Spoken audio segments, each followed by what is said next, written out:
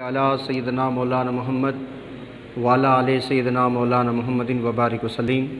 सुबहान रब्बिका रब्बिल इज़्ज़ति अम्मा यसिफ़ून व सलामुन अलल मुरसलीन वल्हम्दुलिल्लाहि रब्बिल आलमीन। बहक़ ला इलाहा।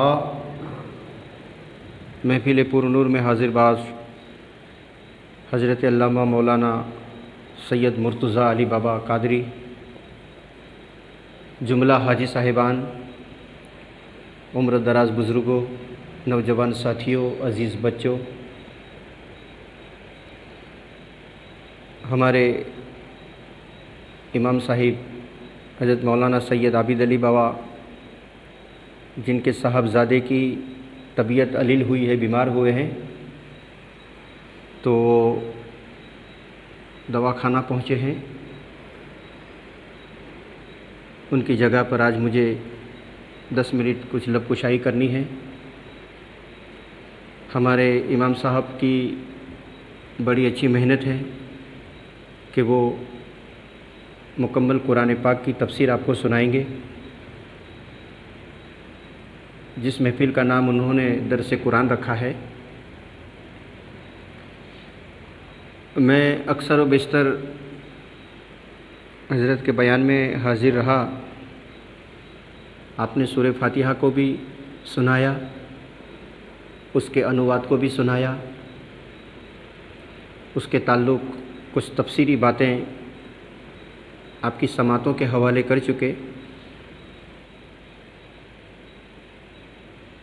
आपको मालूम है कि अभी जो तफसीर में जिस सूरह को पढ़ा जा रहा है, वो सूरत का नाम है सूरह बकर। मैं अपनी जानकारी के मुताबिक खाली सूरह बकर क्या है, कुरान और हदीस की रोशनी में आपके कानों तक पहुंचाऊं। सामान्य किराम, सूरह बकर जो है वो सूरह फातिहा के बाद फ़ौरन है। जैसे सूरह फातिहा ख़त्म हुई, सूरह बकर शुरू होती है। उलमाए किराम फरमाते हैं कि सूरह बकर के उतरने का जो नंबर है वो 78 है, 78।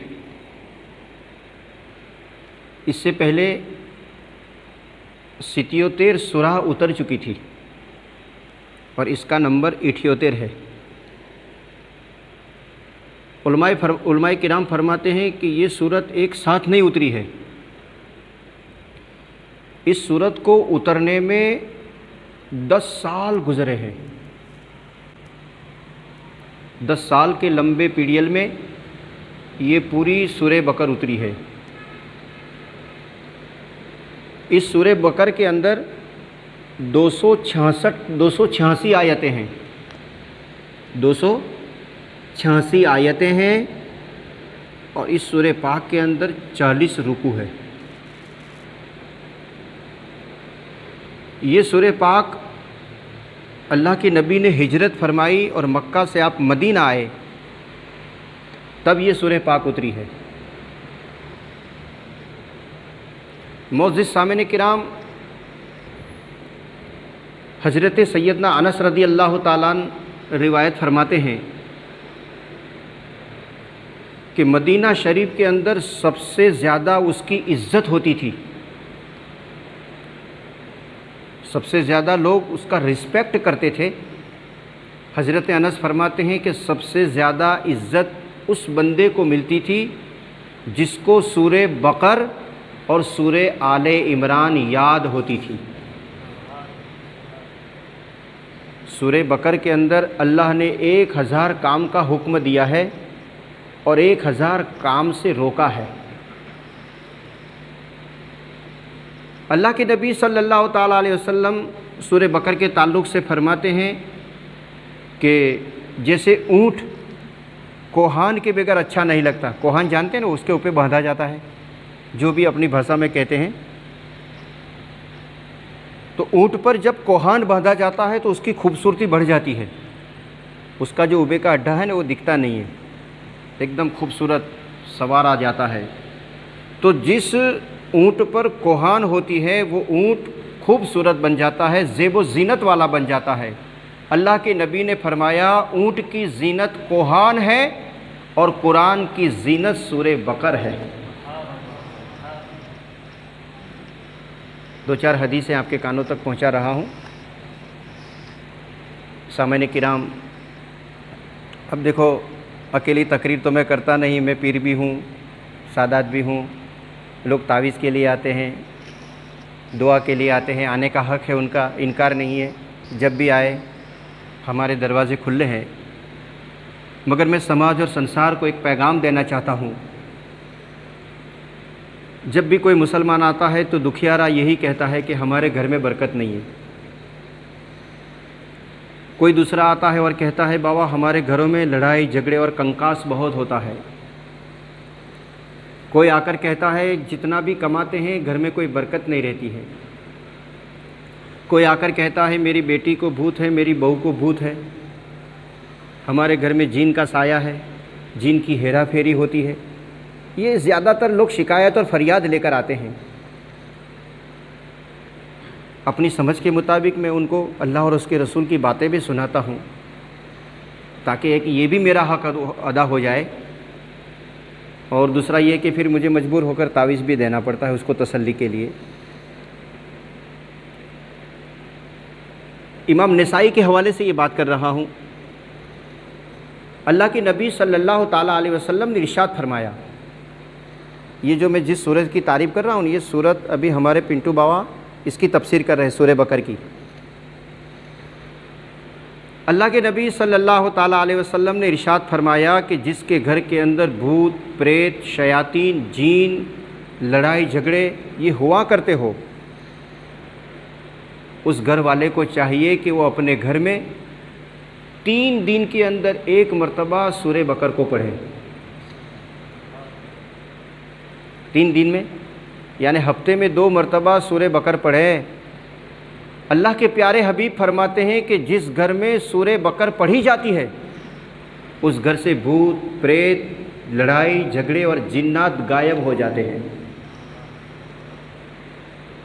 अल्लाह के नबी सल्लल्लाहु ताला अलैहि वसल्लम की एक और हदीस पाक आपको सुनाऊँ, ये दुनिया का फ़ायदा हुआ।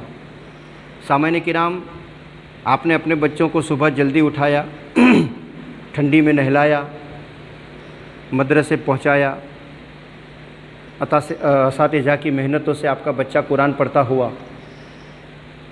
मगर अफसोस के साथ मुझे कहना पड़ता है कि जिस बच्चे को कुरान पढ़ना आ गया, कुरान को वो पढ़ सकता है।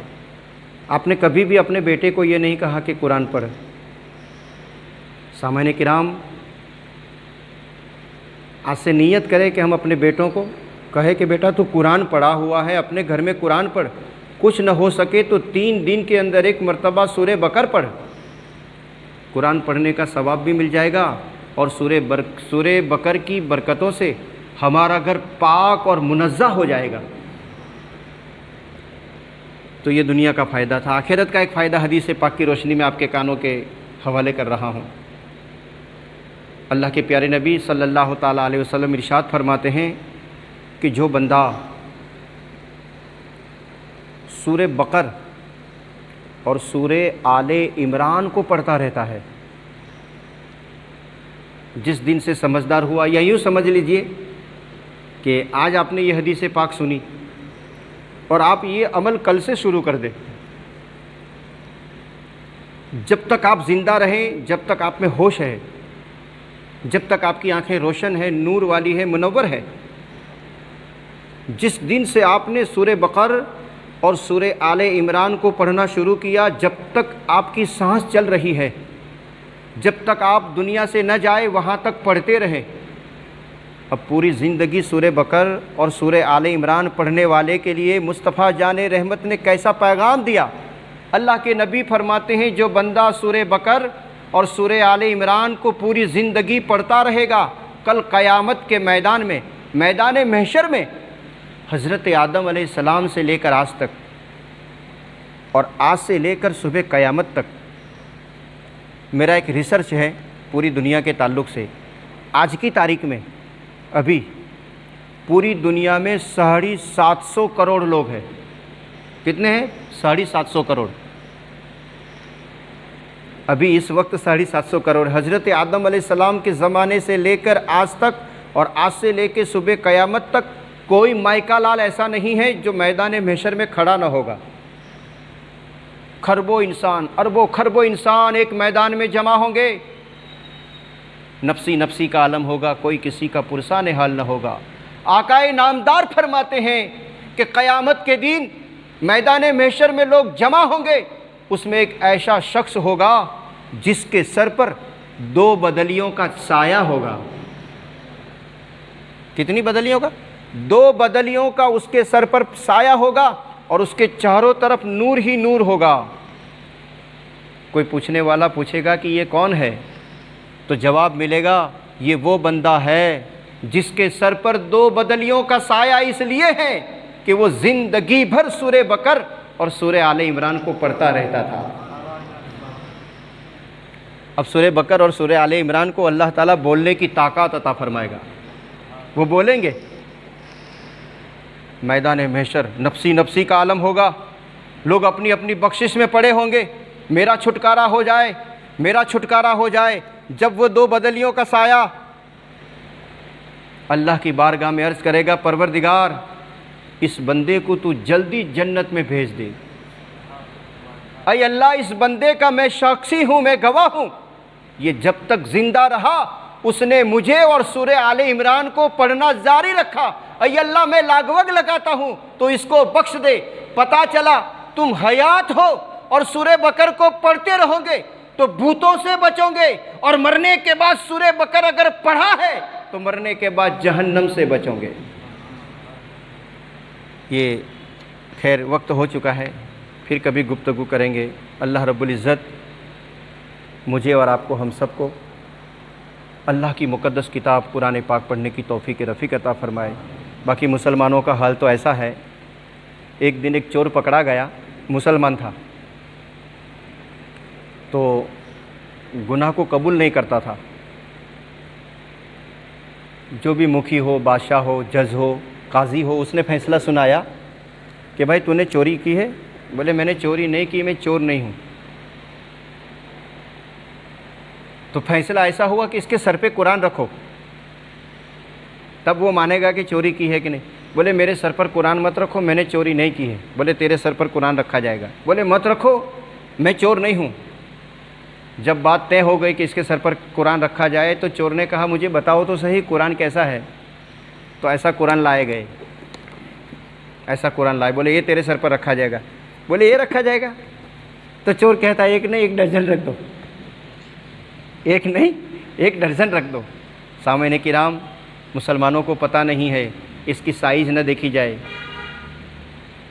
इसकी लंबाई चौड़ाई न देखी जाए। ये अल्लाह का कलाम है, इसमें अल्लाह ने दुनिया और आखिरत का सब कुछ रख दिया है। इसीलिए सरकार मदीना फरमाते हैं जब बंदा अल्लाह की रज़ामंदी के लिए कुरान की तिलावत करता है तो बंदा खुद अपने खुदा से बातें करता है। अल्लाह तुमसे बातें करे, अल्लाह तुमसे बातें करे तो कुरान पढ़ो, और तुम खुदा से बातें करना चाहते हो तो नमाज़ पढ़ो। नमाज से बंदा खुदा से बातें करता है और कुरान पढ़ने वाले से खुद खुदा बातें करता है। ये कॉन्टेक्ट, कुरान पाक का कॉन्टेक्ट ऐसा है कि तुमको मरने के बाद भी जुदा नहीं होने देता। कब्र पर जाकर कुल हो अल्लाह पढ़ी तो भी कनेक्शन में आ गए, कब्रस्तान में नहीं गए, घर में पढ़ी। जहाँ जहाँ आप पढ़कर अपने मरहूमों को पहुँचाते रहते हो, तुम मरहूमों से लायू रहा करते हो। इसका एक सीधा मतलब ये निकला कि कुरान पाक का माना ही होता है मिलाने वाला। कुरान जुदा करने वाला नहीं, जिंदों को जिंदों से मिलाता है, जिंदों को मुर्दों से मिलाता है। और यही कलाम पाक है, हमको जहन्नम से बचाएगा, और यही कुरान पाक है कल हमको जन्नत में ले जाएगा। अल्लाह ताला कलाम पाक पढ़ने की तौफीक अता फरमाए। वाखिर दावाना अल्हम्दुलिल्लाहि रब्बिल आलमीन। या नबी